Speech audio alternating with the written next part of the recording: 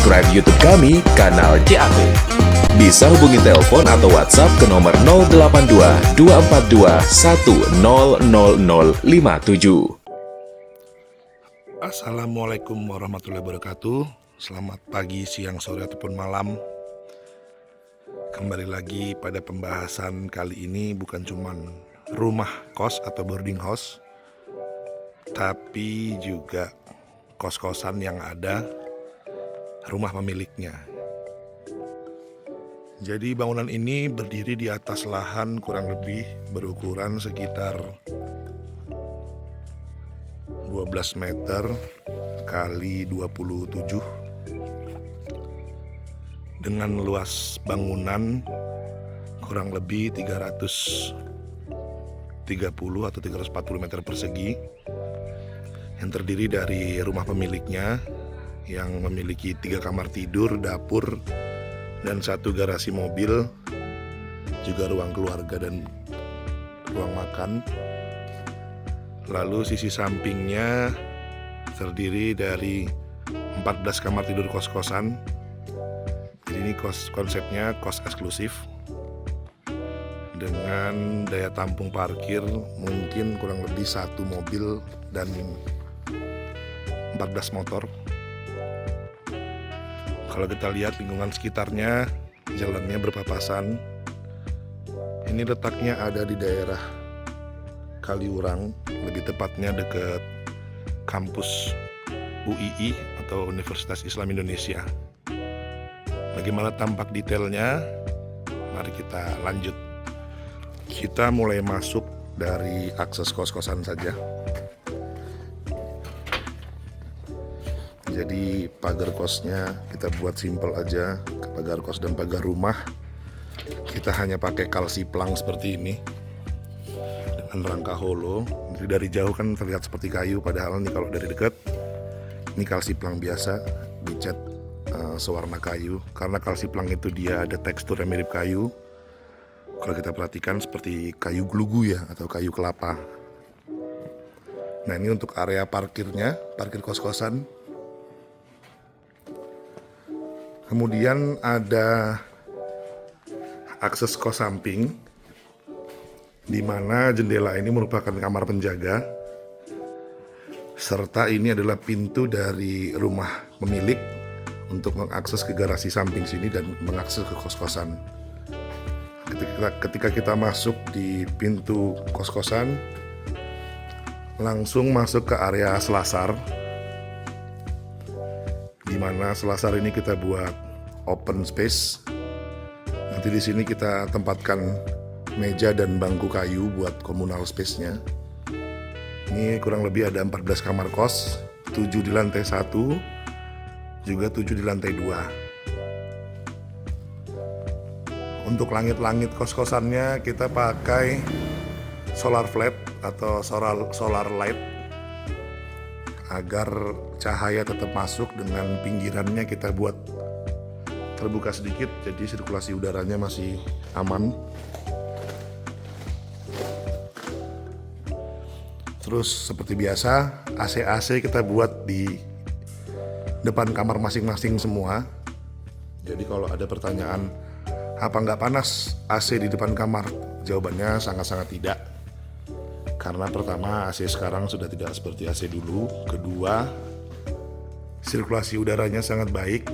Jadi semua partisi-partisi dindingnya kita pakai roster. Jadi kalaupun ada udara pengap, dia bersirkulasi dengan baik. Di area tengah terdapat tangga untuk naik lantai 2. Lalu di balik sisi tangga ini ada dapur. Ini dapur umum tentunya.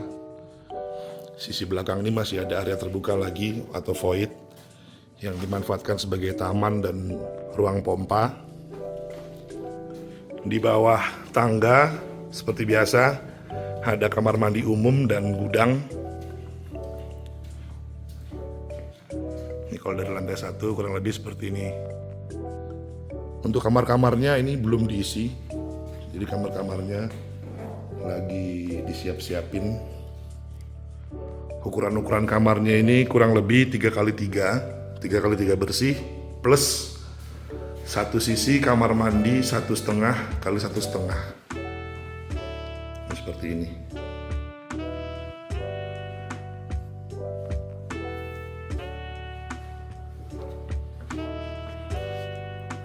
Coba kita naik ke lantai 2-nya. Jadi ini bangunannya konsepnya industrial. Makanya di sisi tangga semua kita lantai-lantai selasar semua diekspos tanpa dikeramik.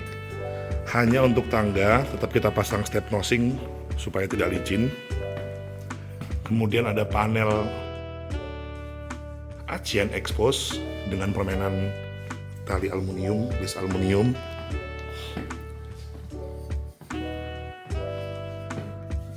Sisi tangga juga atasnya pakai solar light, jadi pagi, siang, sore cahaya nggak kurang ya.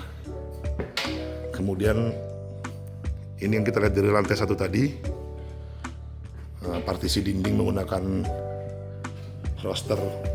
Selain menambah estetika juga menjadi sirkulasi cahaya dan udara yang bagus. Di lantai 2 ada 7 kamar, sama seperti layout lantai 1. Kemudian kalau yang lantai 1 tadi dapur umum, di lantai 2 tempat ruang cuci baju. Jadi di sini ada ruang laundrynya dan ruang jemur. Jadi satu semua di sini. Nah, kemudian ini yang atasnya void lantai 1 tadi. Belakang udah tanah kosong.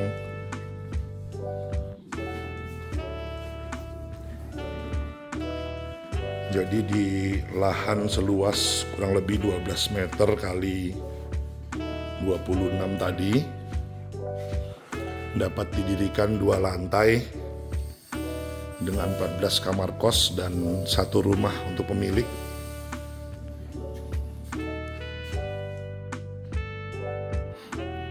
Sekarang kita masuk ke area rumah pemilik. Lanjut. Ini area garasi depan dari rumah pemilik, yaitu di sisi sebelah akses kos-kosan tadi. Kalau kita masuk dari garasi atau dari pintu akses, jadi di rumah pemilik ini bukan cuma ada pintu garasi, ada juga pintu akses. Jadi kalau keluar rumah tanpa menggunakan kendaraan bisa melalui akses ini, atau tamu terimanya dari sini. Di sini terdapat sisi depan rumah pemilik terdapat garasi yang dapat menampung 1 mobil, mungkin juga 1 motor, tambah 1 motor. Lalu ada akses taman. Lagi-lagi konsep unfinished, hanya acian saja dan mainan roster. Juga ada permainan cat-cat tekstur seperti ini. Jadi kalau teman-teman lihat ini cat tekstur,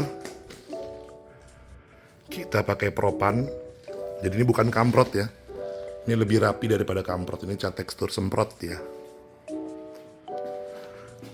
Untuk di sisi depan rumah pemilik ini ada ruang tamu yang langsung jadi satu dengan ruang keluarga, dengan jendela yang unik yang ada di bawah sini. Kita masuk aja. Di lantai 1 rumah pemilik ini langsung kita masuk di ruangan yang ukurannya kurang lebih 7 kali 4,5 meter. Jadi di sini bisa untuk ruang kumpul. Di sini nanti dapur, juga ada kitchen set. Ada ruang bersantai di sini. Ini bapaknya lagi rapi-rapiin cat karena catnya masih banyak yang belang. Di lantai 1 ini juga terdapat akses yang mengarah ke kos-kosan tadi. Lalu kamar mandi umum dan akses tangga ke lantai 2 rumah pemilik yang bawahnya nanti bisa dimanfaatkan tim interior untuk menjadi gudang atau rak-rak lemari. Ini bisa untuk jadi rak lemari. Ini area tangganya, lagi-lagi kita pakai cat tekstur. Dan tangganya lagi-lagi kita pakai solar lit sebagai sirkulasi cahaya. Tapi ini tidak untuk sirkulasi udara karena itu rapat kanan kirinya. Nah, kalau kita naik ke lantai 2, Di lantai 2 langsung terdapat 3 kamar. 1, 2, 3 kamar.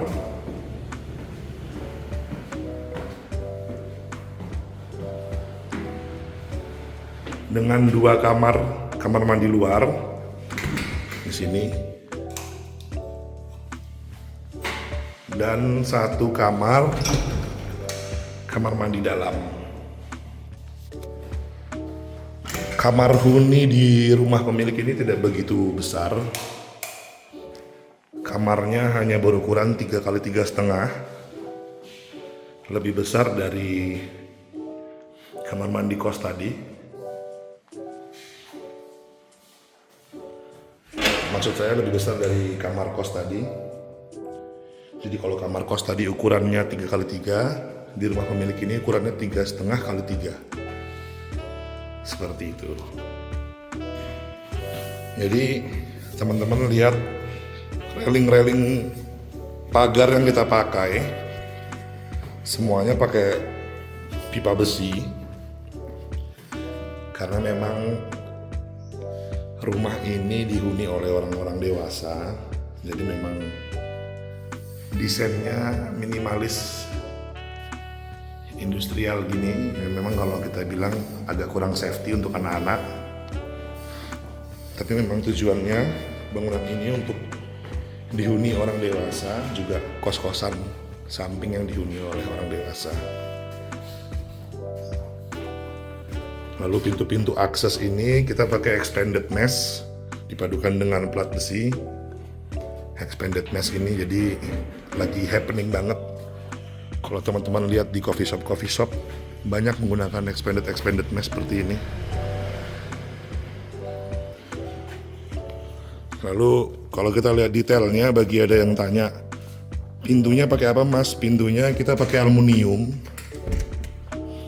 dimana daunnya aluminium juga, ACP biasa orang sebut, aluminium komposit dengan kuset aluminium.